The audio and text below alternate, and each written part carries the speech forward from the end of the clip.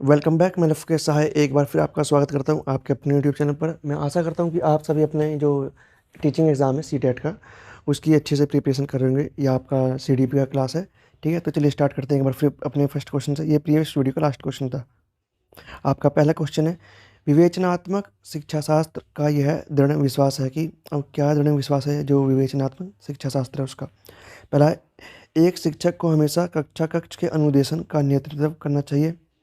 दूसरा ऑप्शन आपका, शिक्षार्थी को स्वतंत्र रूप से तर्कण मतलब जो रीजनिंग है नहीं करनी चाहिए। और तीसरा ऑप्शन है, बच्चे स्कूल से बाहर क्या सीखते हैं अप्रासंगिक है यह है, ठीक है।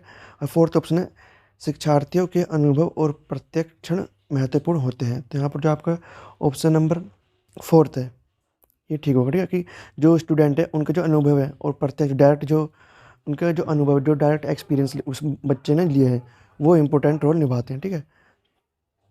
तो यहाँ पर आपका जो फोर्थ ऑप्शन है वो ठीक होगा। नेक्स्ट क्वेश्चन है आपका, विचार ना केवल भाषा को निर्धारित करते हैं बल्कि उसे आगे भी बढ़ाते हैं। यह विचार डैश द्वारा दिखा दिया गया। अब ये बात किसने बोली थी तो आपको बताना है। पहला ऑप्शन आपका जीन प्याजे, दूसरा ऑप्शन आपका कोलबर्ग, तीसरा ऑप्शन आपका वाइगोत्स्की और चौथा है पावलोव, ठीक है। तो ये बात जो आपकी बोलती है वो बोलती है आपकी वाइगोत्स्की ने, ठीक है। तो यहाँ पर आपका जो थर्ड ऑप्शन है वो ठीक होगा। जो इस तरह की जो कोटेशन होती है या फिर कोई डेफिनेशन होती है कि इस व्यक्ति ने ये बोला, आपको वो याद रखनी है। यदि आप इनको याद नहीं रखेंगे तो आपका क्वेश्चन गलती होगा, ठीक है। नेक्स्ट क्वेश्चन है आपका, वह मूल्यांकन जो विद्यालय परिषदों के दिशा निर्देशों के आधार पर तो किया जाता है किंतु परिषद मतलब जो बोर्ड है स्तर पर नहीं होता है ना, उसे क्या कहता है, मतलब वो कौन सा जो है मूल्यांकन कहलाता है। पहला ऑप्शन है आपका विद्यालय आधारित मूल्यांकन, दूसरा ऑप्शन है निरीक्षण, तीसरा ऑप्शन है आपका अवलोकन और चौथा है व्यापक मूल्यांकन। तो यहाँ पर जो आपका ऑप्शन नंबर फर्स्ट है विद्यालय आधारित मूल्यांकन ये ठीक होगा, ठीक है ना।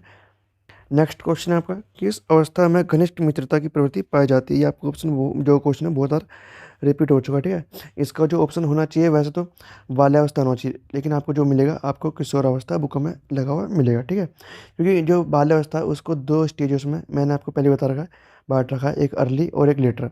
जो लेटर वाली उसे हम गैंग एज बोलते हैं, ठीक है। तो यहाँ पर गैंग एज ही दे रहा मतलब कि यहाँ पर अर्ली और जो है लेटर तो दे नहीं रखा, यहाँ पर बाल्यावस्था दे रखा है। जो इन दोनों का एक सिम जो इन दोनों का कॉम्बिनेशन नाम है। तो यहाँ पर जो आपका सेकंड ऑप्शन है वो ठीक होगा, और आप एक बार खुद चेक कर लीजिएगा गूगल पर, ठीक है। नेक्स्ट क्वेश्चन है आपका, भाषा की परीक्षा में शब्द पदबंधन वाक्य अलंकार इत्यादि की जांच के लिए किस प्रकार के प्रश्नों का प्रयोग सर्वाधिक उपयुक्त है। मतलब आपको भाषा की जो परीक्षा ले रहे हो आप, उसमें आप शब्द पदबंध और वाक्य और अलंकार इन सब की जांच करना चाहते हो, तो आप कैसे प्रश्न देंगे बच्चों के सामने। अति लघु उत्तरीय प्रश्न देंगे, वस्तुनिष्ठ प्रश्न देंगे, निबंधात्मक प्रश्न देंगे, या फिर उपरोक्त मतलब सभी तरह के प्रश्न देंगे, ठीक है ना। देखो, ना ही आप निबंधात्मक प्रश्न दोगे ना ही आप वस्तुनिष्ठ प्रश्न दोगे, आप दोगे अति लघु उत्तरीय प्रश्न। इससे आप जो है शब्द अपने पद जो भी है वाक्य अलंकार इनकी जो जांच है अच्छी तरह से कर सकते हो। नेक्स्ट क्वेश्चन है आपका, यदि किसी व्यक्ति के पास 5 आम हैं, इसमें से वह 2 आम आप अपने एक मित्र को तथा एक अपनी पत्नी को दे देता है, तो उसके पास कितने आम शेष बचेंगे। इस प्रकार के प्रश्नों के उत्तर के लिए जिस चिंतन की आवश्यकता होती है उसे डैश कहा जाता है। अब आपको एक कंडीशन दे दी कि इतने आम हैं, इतने दे दिए, इतने कर दिए, तो अब बच्चे के पास कितने आम बचेंगे या व्यक्ति के पास कितने आम बचेंगे। अब इनके जो आंसर होते हैं वो होते हैं कि जो इनका जो आंसर है वो सिंगल ही होगा, ठीक है ना। इसके बहुत सारे आंसर नहीं निकाल सकते आप। तो वैसे जो थिंकिंग है या फिर जो ऐसे जो क्वेश्चन होते हैं वो कौन से चिंतन के अंदर आते हैं।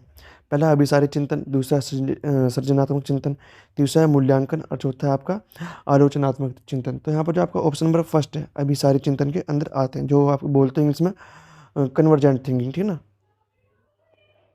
नेक्स्ट क्वेश्चन है आपका, बालकों के सोचने के संदर्भ में निम्नलिखित कथन दिया गया है, उसके बारे में विचार कीजिए। इनमें से कौन सा सत्य है। मतलब बच्चे कैसे सोचते हैं उनके बारे में 4 कथन दे रखे हैं आपको, और आपको बताना है कि कौन से कथन सही है। पहला, बच्चे जैसा देखते हैं उसी आधार पर सोचते हैं, ठीक है। चलो हम एक बार के लिए इस बात को मान लेते हैं कि बच्चे ने जैसा सोचा वैसा उसने जैसा उसने देखा वैसे उसने सोच लिया कि ऐसी चीज़ें होती हैं और ये ठीक है, ठीक है ना। उसने बाहर से अपनी थिंकिंग अपनी तरफ से कोई और कुछ ऐड करने की कोशिश नहीं करी। दूसरा, कल्पनाशीलता बालकों के अंदर अधिक होती है। बच्चे में अंदर जो है वो कल्पना ज़्यादा कर पाते हैं, ठीक है ना, अच्छी तरीके से। इतना कोई जो बड़ा व्यक्ति, बड़ा मतलब जो एक मैच्योर व्यक्ति होता है, इतनी कल्पना नहीं कर सकता किसी चीज़ को देखकर, ठीक है ना, जितनी अच्छी से कल्पना कोई बच्चा कर सकता है। तो ये बात भी ठीक है। तीसरा ऑप्शन आपका बालक स्वभाव से जिज्ञासु प्राणी प्राणी होते हैं। आपने देखा होगा जो आपकी चाइल्डहुड की जो एज होती है ना, बाल्यावस्था, उसमें बच्चे बहुत जिज्ञासु होते हैं, ठीक है ना। तो ये बात भी ठीक है। और फोर्थ ऑप्शन है आपका बालक अपने पूर्व अनुभव के आधार पर सोचते हैं। बच्चा वैसा ही सोचता है जैसे उसके पूर्व अनुभव बीते होते हैं। जैसे यदि बच्चे को लग रहा है कि मुझे कोई काम करना चाहिए, तो वो अपने पुराने एक्सपीरियंस को देखता है कि मुझे इस तरह का कोई मिलता जुलता काम, या फिर मैंने कोई ये काम पहले किया हो तो उससे मुझे प्रशंसा मिली है या दंड मिला, ठीक है ना, पनिशमेंट मिली है। तो उसी के आधार पर बच्चा आगे काम करता है, सोचता है, ठीक है। तो यहाँ पर ये चारों ऑप्शन आपके ठीक हैं। तो यहाँ पर जो आपका फोर्थ ऑप्शन है वो ठीक होगा, ठीक है। नेक्स्ट क्वेश्चन आपका चयन प्रकार के सभी प्रश्न प्रकार के प्रश्न ही होते हैं। चयन प्रकार के सभी प्रश्न डैश प्रकार के होते हैं। यहाँ पर डैश होना चाहिए था शायद बीच में कहीं।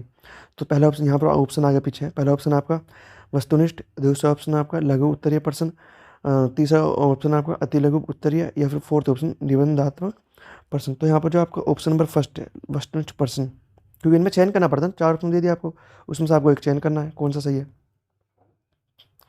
नेक्स्ट क्वेश्चन आपका निम्न में से कौन सा बच्चे की सामाजिक मनोवैज्ञानिक आवश्यकताओं के साथ संबंध नहीं है। और बच्चे की सामाजिक और मनोवैज्ञानिक आवश्यकताएं होते हैं, ठीक है ना। उसको जो जो सामाजिक और मनोवैज्ञानिक आवश्यकता क्या होती है, उसे प्रेम मिले ना, जो बहुत छोटा बच्चा होता है उसे खाने के लिए मिले, रोटी कपड़ा मकान, कुछ इस तरीके से होती है ना, उसे प्रेम मिले। तो ये चीज़ें कुछ बेसिक नीड्स होती है जो सामाजिक मनोवैज्ञानिक आपकी जो आवश्यकता है उसमें आती है। इनमें से कौन सा नहीं है, आपको ये ऑप्शन, ये जो क्वेश्चन पहली बार चुका है, पहला आपका सामाजिक अनुमोदन अथवा सराहना की आवश्यकता, ठीक है, ये मिलना चाहिए, क्योंकि उसे सोसाइटी की तरफ से एक्सेप्टेंस मिलनी चाहिए, ठीक है ना। संयोगात्मक सुरक्षा मिलनी चाहिए, जी इमोशनली जो है जो नीड्स है उसको वो पूरी होनी चाहिए, ठीक है ना। थर्ड ऑप्शन आपका शरीर से अपशिष्ट पदार्थों का नियमित रूप से बाहर निकालना, ये ऑप्शन नहीं है आपका सामाजिक मनोवैज्ञानिक आवश्यकता में। और फोर्थ ऑप्शन आपका सानिध्य संगीत की आवश्यकता, ये भी आपका फोर्थ ऑप्शन जो है ठीक है। तो जो सा नहीं है वो आपका थर्ड ऑप्शन है, तो नहीं वाले पे क्रॉस लगा देते हैं। नेक्स्ट को जो आपका क्वेश्चन है वो है समावेशी शिक्षा में शिक्षक की सबसे कम महत्वपूर्ण विशेषता कौन सी है। मतलब 4 तो हैं और चारों में से क्या पता सभी कम हो, क्या पता 3 सही हो और 1 कम वाली हो। तो आपको पता लगाना कौन सा जो है सबसे कम विशेषता होनी चाहिए, जो एक टीचर की होनी चाहिए, ठीक है, सबसे कम। पहला बच्चे के प्रति संवेदनशील तो होगा, विद्यार्थियों के लिए लगाव और धैर्य, ये भी होना चाहिए एक टीचर में, ठीक है। जो नेक्स्ट ऑप्शन है आपका वो है विद्यार्थियों की अक्षमता को ज्ञान, कि बच्चे की जो एबिलिटी किस में कम है या फिर किस में एबिलिटी है ही नहीं, ठीक है ना। बच्चे को किस बिल्कुल कोई सब्जेक्ट या कोई चीज़ नहीं आती बिल्कुल भी, वो पता लगाना। और फोर्थ ऑप्शन शिक्षक का सामाजिक आर्थिक स्तर, ये एक शिक्षक की सबसे कम महत्वपूर्ण विशेषता तो ये है फोर्थ ऑप्शन, कि एक शिक्षक की जो सबसे कम महत्वपूर्ण विशेषता वो ये है कि उसका सामाजिक स्तर कैसा और उसके आर्थिक इकोनॉमिकली वो रिच है या फिर वो पुअर है, ठीक है ना। तो ये चीज़ बहुत कम मायने रखती है एक टीचर के लिए, मायने ये चीज़ ज़्यादा रखती है टीचर के लिए कि उसे अपने कितना सब्जेक्ट का ज्ञान है, बच्चों को किस तरीके से अपनी नॉलेज को परोस पाता है, ठीक है ना। बच्चों को किस तरीके से हैंडल कर पाता है, उनकी योग्यता जो अयोग्यता है वो धैर्यशील है या नहीं है, कुछ इस तरीके की जो योग्यता है वो इंपॉर्टेंट होती है। जो फोर्थ ऑप्शन है आपका जो विशेषता कम महत्वपूर्ण है वो आपका फोर्थ ऑप्शन है। नेक्स्ट क्वेश्चन आपका शिक्षार्थियों से यह अपेक्षा करना कि वे ज्ञान को उसी रूप में पुनः प्रस्तुत कर देंगे जिस रूप में उन्होंने ग्रहण किया है, ठीक है ना। कि बच्चों से यह अपेक्षा करना कि मैंने एक टीचर ने जिस तरीके से उनको पढ़ाया है सेम टू सेम वो बिल्कुल वैसा ही मेरे सामने परोस देगा या फिर एग्जाम में परोस देगा ना, उसी तरीके से लिख देगा एग्जाम में, ठीक है, डिक टू डिक। जैसे टीचर ने बताया, कोई टीचर ने एग्जाम्पल दिया, आप उसको बिल्कुल वैसा ही उस पेपर में लिख रहे हो, या फिर टीचर ने आपसे पूछ लिया कि बेटा बताओ मैंने क्या बोला, तो बिल्कुल सेम टू सेम वही लैंग्वेज वही शब्द आपने टीचर के जो सामने बता दिए। तो ये आपसे पूछा है कि जिस रूप में उन्होंने ग्रहण किया, तो क्या चीज़ दर्शा रही है, अच्छा है क्योंकि यह शिक्षक के लिए आकलन में सरल है, ये तो देखो गलत होगा, ठीक है ना। एक प्रभावी आकलन युक्ति है, तो आपका जो ये ऑप्शन भी नहीं होगा कि एक बच्चे ने जैसा मतलब जैसा टीचर ने बताया वैसे ही आपने ज्ञान परोस दिया। थर्ड ऑप्शन आपका समस्यात्मक है क्योंकि व्यक्ति अनुभवों को व्याख्या करते हैं और ज्ञान को जो कहते हैं पूर्ण उत्पादित नहीं करते, बिल्कुल ठीक।